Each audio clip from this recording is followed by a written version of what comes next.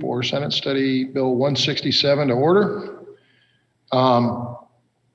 This is a bill that establishes that curriculum utilized by a school district or an accredited non-public school shall not include instruction related to gender identity. However, the prohibition does not apply to the curriculum provided to a student enrolled in grades 1 through 6 if the school district or accredited non-public school obtains the prior written consent of the student's parent or guardian. If the school does not obtain a parent or guardian's written consent, the student may opt out of instruction relating to gender identity. At this time, Senator Rosenthal, do you have any comments? No, obviously I think it's a good bill. I'm a little surprised we're even having the discussion, but then with that, I'll just listen to what participants have to say. Very well. Senator Selsby, do you have any comments? Only one comment at this time. Okay. I went to school probably right around the same time you did, Senator Carlin, and it doesn't matter. There are things that I didn't learn about when I was going through school, but just because something is a knowledge base that I don't know about doesn't mean that kids don't deserve to know about it. I'll be interested to hear everybody's comments today. Thank you. Have any members in the lobby who wish to be heard on this? I remind them that we've got a lot of hands up, so they need to be brief. So I would appreciate it if because we have so many people, if you could get right to the point on your comments. I would like to see if we can get this done in half an hour. Para Basuk. Thank you, Senator. My name is Paris Basuk, and I am a high school senior in Iowa. I'm here to speak in opposition to this legislation on behalf of the youth who could not attend this 10 a.m. meeting. The instruction of gender identity to all Iowa students is vital to the well-being of our state. Gender-inclusive curriculum in K-12 schools establishes a culture of acceptance that is sorely needed. We must ensure that our students understand the principles of diversity, equity, and inclusion in schools, and the censorship of inclusive curriculum would do the opposite.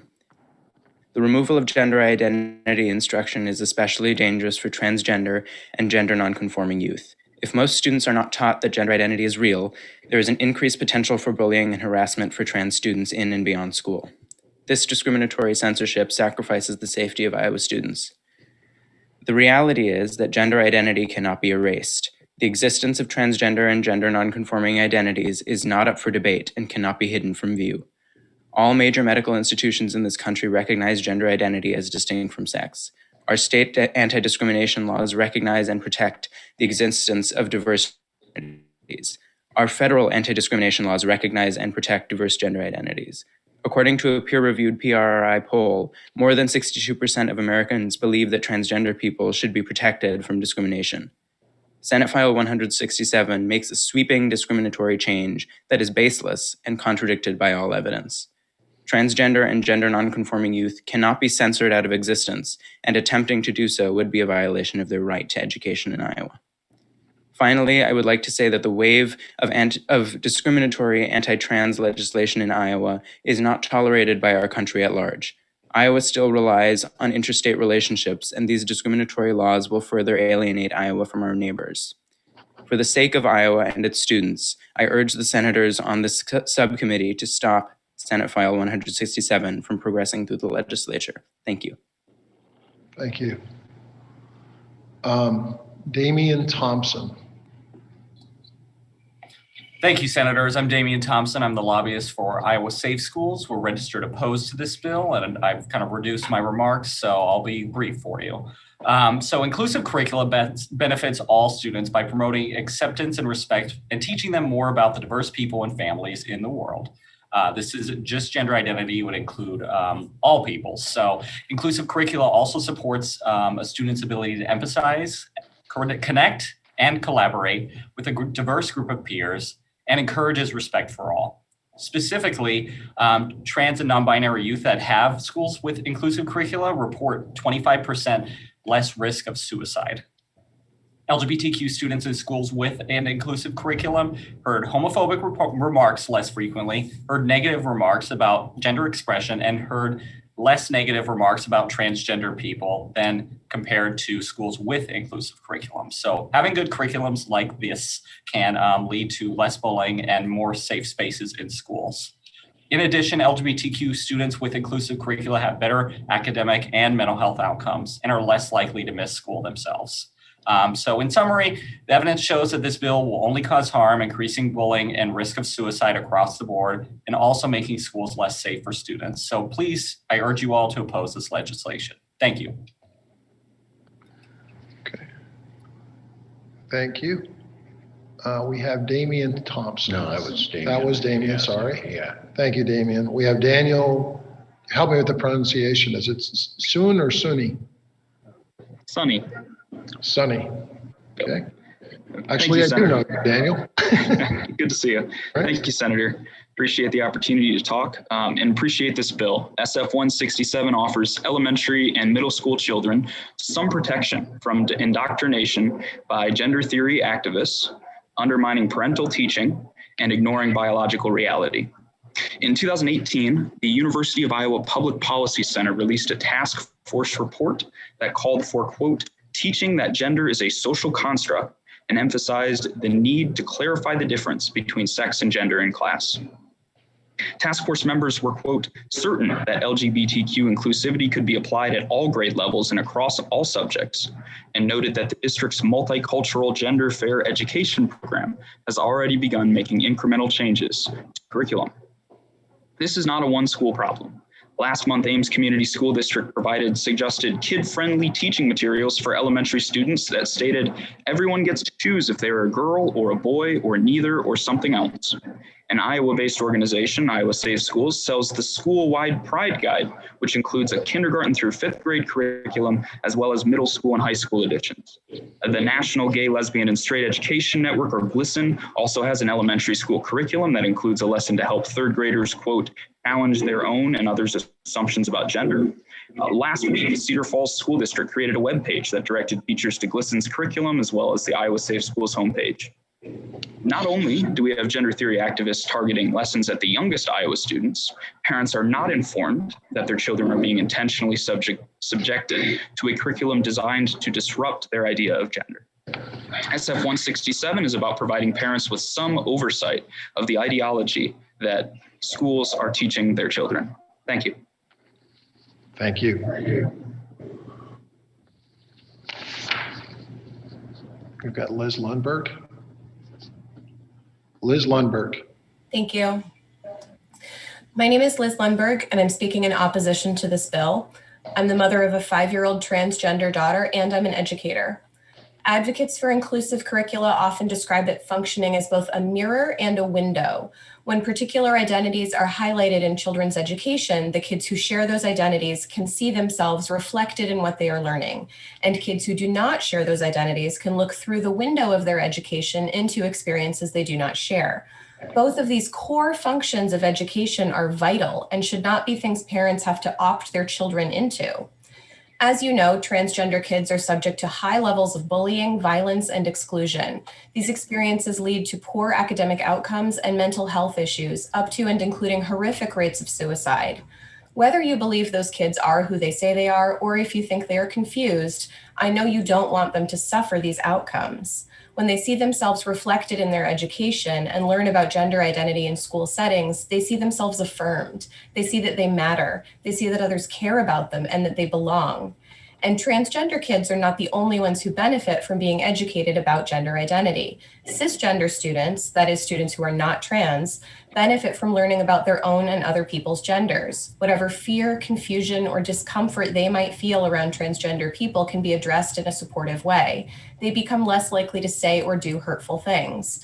Last week, I addressed this subcommittee to voice my opposition to a different bill. In response, a stranger tracked me down on social media and sent me a message stating that I am mentally ill, that I should have my children taken away from me, and that I should be put in jail. I am confident in saying that stranger is someone who would have benefited from learning more about gender identity in school. He might still disagree with me about these bills, but such an education might have made him more able to tolerate the existence of people who are not exactly like him. Indeed, research has shown that including gender identity in elementary school curricula fosters a better school climate for all kids, trans and not, more feelings of community for all kids, increased safety and comfort for all kids, and better academic outcomes for all kids. Everyone has a gender identity, and it is useful for everyone to learn more about themselves and others. Thank you. So Say it out loud. I would kind of like to have us limit our comments to 3 minutes if we could. I think we've been able to do that so far, but let's try to keep comments at a 3-minute ceiling. Looks like we have Chuck Hurley. Chuck? Thank you, Senators, for bringing this bill. I'm with the Family Leader Foundation and fully support this bill. Would encourage you to continue to work with your colleagues on both sides of the aisle, both sides of the rotunda, and the governor to try to get some perspective from parents like me who do not appreciate having curriculum that is at a minimum, in my view, confused. At some level, I think there's even a mindset that has been debased that some people have been given over to. As a parent of 10 children, 2 of whom were adopted out of abusive homes, I would not want them exposed to this at all without me first being notified and having a chance to review the curriculum and opt my children out. I've also been a foster parent to about 15 children, all of whom have had some kind of abuse or neglect. And this is not something that is minor. This can set a child on a trajectory for the rest of their life that in many cases is physically damaging through hormone treatments, through surgeries, and so on. And so this is not a light matter. This is not just some interesting little factoid of history. This goes to the very core of those children's beings. And so for you to recognize parental interest and involvement is uber important. I really appreciate you doing this. And I urge you to stay strong despite some of the names that people get called. I'm sorry that the previous lady was called bad names. I'm sorry when people like me get called bad names. We ought to be able to discuss this civilly, but not just capitulate to the latest fad or fashion or trend, but to actually give parents more of an investment in their children's curriculum. So thank you, thank you, thank you. Keep it up. Thank you, Chuck. I believe we have Heather Dunn. Heather? Hello, my name is Heather Dunn. I'm a transgender woman and an Iowa taxpayer. I do want to express my opposition to this bill. This bill is being promoted by an organization that has been designated as a hate group. And the fact that we are only allowed to have like a half hour of testimony when there's like lots of scientific and medical experts that can easily disprove the family leader's lies is appalling. Stop rushing these hate-filled bills through us. Let's get back to what we need done, and that is focusing on the pandemic and our economy, and let's stop this agenda of hate. Thank you. Okay. Who do we have next? Maddie Tate Smith. Thank you, Senator. Yes, my name is Maddie Tate Smith. I'm a parent, I'm a foster parent, and I'm also the public affairs coordinator for the Iowa Coalition Against Sexual Assault. The coalition is registered opposed to Senate File 167. Sexual violence is connected to many forms of oppression, racism, sexism, transphobia, homophobia, and so forth. We believe that this bill, Senate File 167, discriminates against transgender and gender nonconforming individuals by effectively denying them their existence in schools. When we talk about preventing sexual violence, the conversation has to start early. To effectively combat sexual violence, parents and educators have to have conversations with children beginning at a young age about bodily autonomy, respect, and empathy for one another. Empathy is a big one when it comes to preventing sexual violence. By educating our youth, we can build empathy. By building empathy, we can prevent sexual violence. But how can we do that when the legislature tries to push legislation like Senate File 167 every step of the way, which prohibits any kind of instruction that might help children better understand one another, to have empathy for one another, and to respect one another? With respect to the committee members, I encourage you to reject Senate File 167. I was young people deserve better, and certainly I was transgender and gender nonconforming community deserves better. Thank you. Thank you, Maddie. Keenan Crow.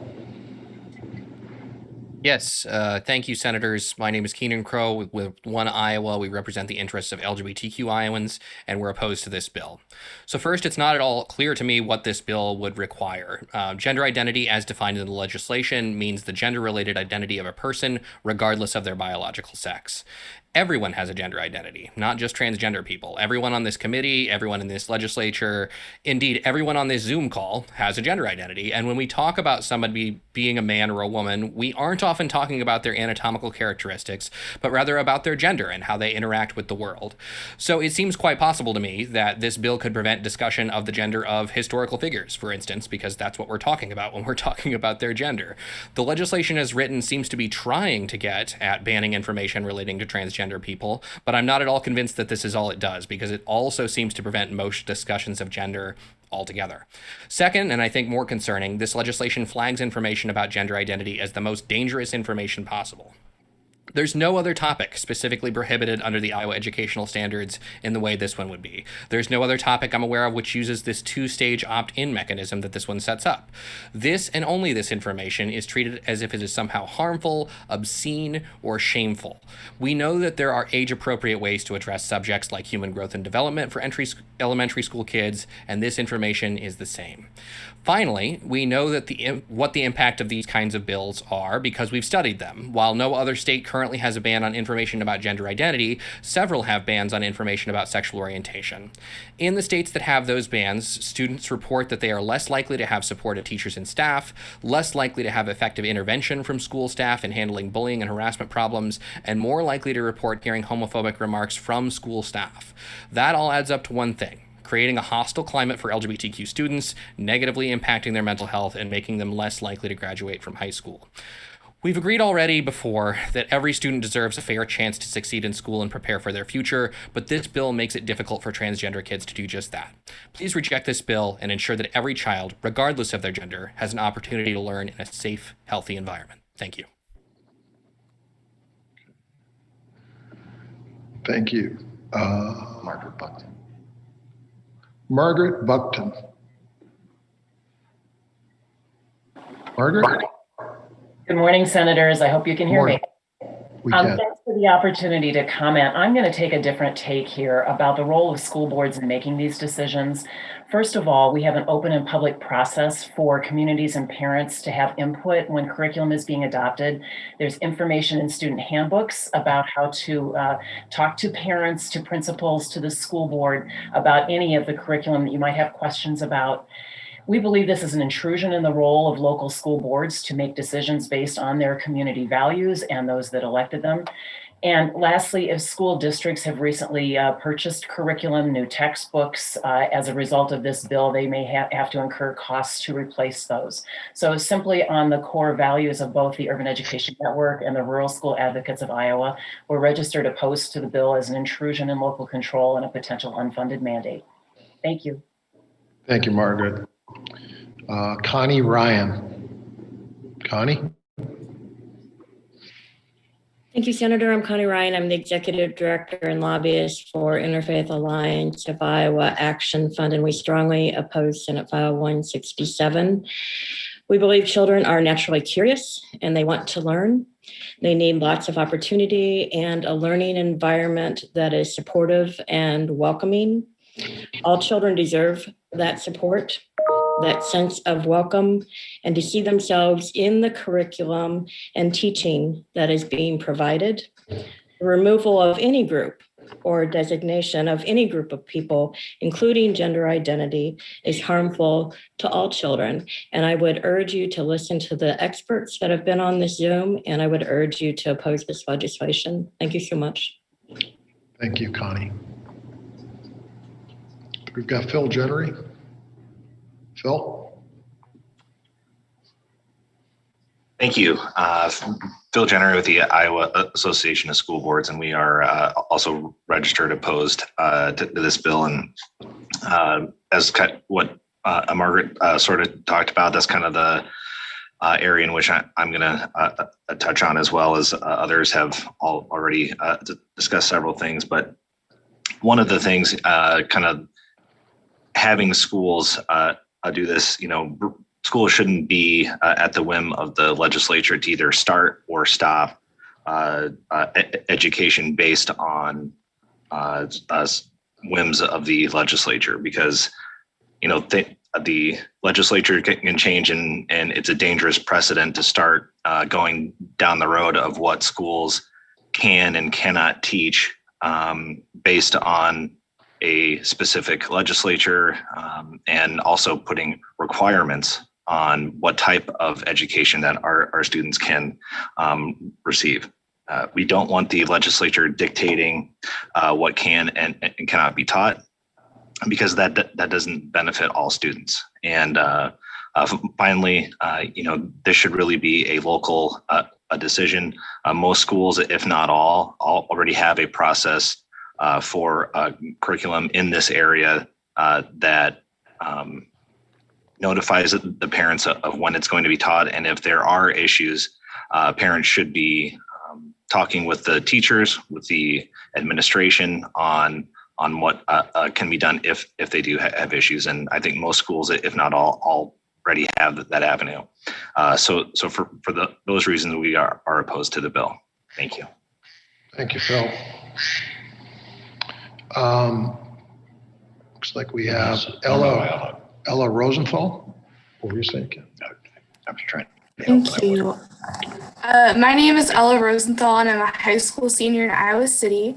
As someone growing up in such a polarized world, I've learned that not just if you disagree with someone, that doesn't mean that you're not required to learn about them. Simply because I, or more specifically my parents, don't see a group of people or a topic as valid or aligning with my views, I still need to learn about them. I understand the intent of this bill is to ensure family comfort with these topics. However, as someone who was taught at age 9 to let my dog die if there was a fire, age appropriateness could be debated extensively. However, at the end of the day, this real world knowledge is important. Senate File 167 and encourage you to halt it, because it does not only restrict that important part of education that's learning about real world topics, but as a result of preventing students from learning about the modern world, it prevents students from becoming informed citizens. This also sets a precedent that my education is more about what I believe in and less about what the world is truly like. And this, in addition, this sets a course for the Iowa legislature that allows partisan changes and adaptations to education, and thus their ability to become informed Americans, simply because of the fear of what would happen should they learn about different beliefs in our country. Thank you. Thank you. We have Melissa Peterson. Good morning, Senators. Morning. Oh, can you hear me? Yes, Melissa Peterson with the Iowa State Education Association. We are registered in opposition to this bill for many of the reasons that have already been stated, but I would just like to encourage the subcommittee to understand how dangerous it would be, frankly, for us to start related to protected classes under the Iowa Civil Rights Act. If we were to start down this path and prohibit instruction related to gender identity, arguably we could also prohibit instruction related to race, physical disability, sex as protected classes under the Iowa Civil Rights Act. And so for that reason and many, many others, we encourage you to not move this bill forward. Thank you. Okay, move ahead. Okay, Carol. What's that? Nothing. Sarah Chang?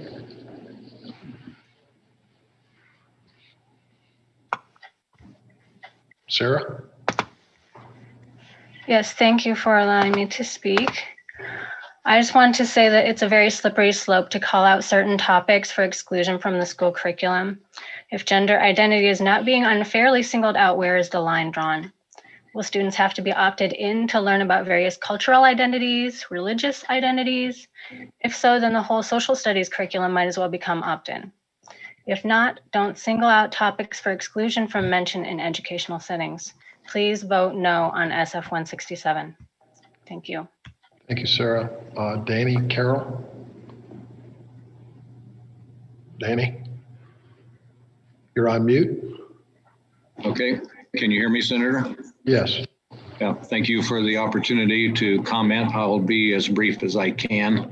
It's been interesting to listen to the comments during this subcommittee meeting from those who are opposed to the legislation. It seems that many are missing the point. The question isn't whether or not gender identity should be included in curriculum. The question is, should the parents give their written permission? Why would you not want that? If in fact we are concerned about the well-being of children, particularly when it comes to gender identity, why wouldn't we want to make sure that parents are involved? Children spend a lot more time in the home with their parents than they do at school. Evidently, those who are opposed to the legislation are concerned that parents will not give their written permission, and they would prefer then to include the curriculum, the gender identity in the curriculum, without parents either knowing or giving permission. I think that does a great disservice to parents of Iowa. Nobody loves their children more than a parent. Nobody would be more interested and more concerned with their well-being and future growth and development, particularly as it involves human reproduction and human growth and development. So thank you for making this available.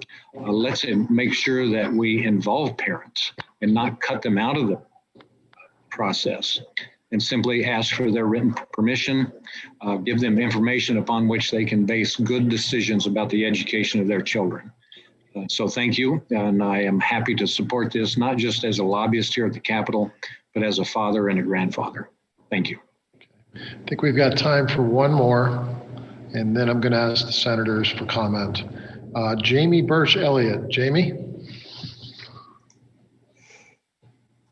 Thank you, Senators. My name is Jamie Birch Elliott. I'm here representing Planned Parenthood North Central States, Planned Parenthood Advocates of Iowa. We are opposed to this bill, and my colleagues have made a lot of really great points. And so, I'll just make this really brief. It is important for Iowa's youth to feel included and represented in Iowa's curriculum. And I would agree with my colleagues that have said this is an overreach in the state legislature, inserting themselves into what should be conversations between school boards, teachers, parents, and families. So we are opposed to this bill, and I'll just leave it at that. Thank you. Senator Celsey, do you have any comment? I do. Thank you, Senator. Thank you to all the Iowans who came here today to express their views and their heartfelt, personal, and sometimes painful testimonies. I feel extremely sad that the othering of Iowans continues with this Republican legislature. I truly think it's shameful. I do see many benefits of talking about gender identity in schools, some of which I kind of alluded to in my opening comments. There are many people, including adults and educators, that need more understanding of this topic. They need more education about this topic. So I think we have an opportunity to be able to talk about gender identity freely so that more people know what it is and know how we can help youth, especially in schools, cope with some of the unintended consequences of adult behavior. Okay, I'm just going to say it. Mr. Carroll made a comment.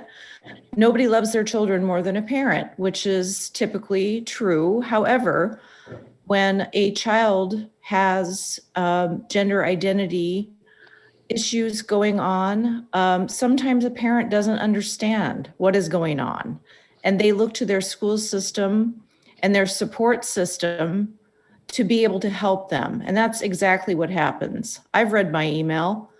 A lot of it's from educators saying bills like this are extremely harmful. We're the ones who pick up the pieces at school when things go wrong at home. So this is, it's an education process for all of us, and we all need to be there for our kids.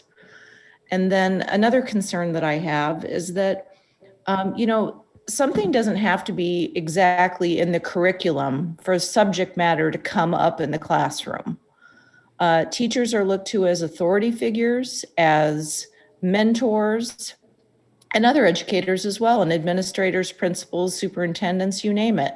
Even classroom assistants or parents helping in the classroom. If a child has a question, who doesn't answer that question with, attention and a love and trying to do your best to explain something to a child? So I think this is a completely misguided piece of legislation, completely unnecessary, because as several people have already noted, we do have a permission system already in place for these kinds of things. However, I just think it's going down a road that we don't want to go down. And it's very hateful and discriminatory and frankly traumatizing for transgender Iowans and their allies to go through this again and again. I'm opposed to this, and I will not be signing the subcommittee report. Thank you. Thank you, Senator. Senator Rosenthal. Thank you, Senator. The very fact that the gender theory activists believe that they need to hide this instruction from parents tells me all I need to know. I don't recall parents being cut out of educational decisions like this before in curriculum and that sort of thing. The family is the most basic human social institution, and for the schools to insert themselves squarely between the parents and the child is simply unthinkable to me. Not a single constituent of mine in Senate District 40 has expressed any opposition to this bill. On the contrary, many have talked to me. They cannot believe that we even have to do this because they don't believe that this, I think someone used the word indoctrination, is possibly part of our school curriculum. So I will sign the bill to advance the bill, the legislation out of subcommittee. Thank you. Thank you, Senator. So I do have some concerns about keeping parents out of the loop on issues related to sexual identity. I do have concerns about sexualizing the identity of a 5-year-old or a 6-year-old when they're still very, very young, don't have a really grounded sense of who they are, and to exclude parents almost tantamount to making them enemies of the child or depicting them as enemies of the child. When we've used the word conversations, what this is doing is leaving parents out of very, very important conversations. What this is about is restoring parental involvement in very serious conversations. And many of you have expressed concern about suicide rates. I can't think of anything more important than to involve parents in the lives of their children when there are high suicide rates. By some estimates, 40% suicide rates. And so to have instruction in school that could put a child on a path to suicide and leave parents out is just not something I think is tenable for me. Morally, it's untenable to leave parents out of conversations that serious. So I am going to vote this bill out of committee. And we'll see where it goes from there. Senators, I have one more comment. To your point, Senator Carlin, transgender youth are at a higher suicide risk. And sometimes that is due to the parents' inability to understand what is going on in their life. And sometimes the school counselor and educators and folks in their school are the people that are helping them so that they do not commit suicide. I want to make that point clear. Thank you. Thank you for that, but I don't think the answer to that is leaving parents out of a very important conversation like this. So, is there anything else? No, I'm okay. done. With that, I believe we're adjourned. Thank you. Thank you.